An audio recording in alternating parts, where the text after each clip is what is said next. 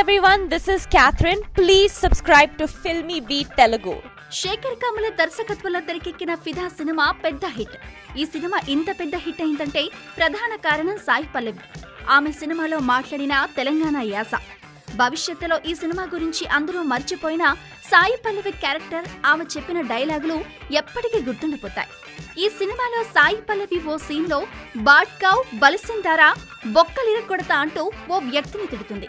ఈ డైలాగ్ బాగా పాపులర్ అయింది. ఈ డైలాగ్ లో బలిసిందారా బొక్కలిరగొడతా అనే పదానికి అర్థం అందరికీ తెలిసిందే. కానీ బాడ్కావ్ అంటే ఏమిటో చాలా మందికి తెలియదు. చాలా మంది ఈ పదం అర్థం కోసం నెట్ లో అన్వేషిస్తున్నా సరైన జవాబు దొరకటం లేదట. ఒకరిని తిట్టే క్రమంలో తెలంగాణలో ఇలాంటి పదాలు ఎక్కువగా వాడుతూ ఉంటారు. వాస్తవానికి దీన్ని తెలంగాణ పదం అనడం కూడా సరికాదు. ఇది దక్కనీ లాంగ్వేజ్ నుండి వచ్చిన పదం. నిజాం నవాబు కాలంలో తెలంగాణ, మరాఠీ, ఉర్దూ ఇలా మూడు మిళితమై ఉండే భాష మాట్లాడేవారట. దీన్ని దక్కనీ లాంగ్వేజ్ అంటారు.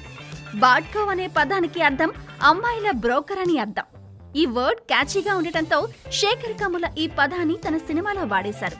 ఈ డైలాగ్ సాయి పల్లవి నోటు రావడంతో మరింత పాపులర్ అయింది.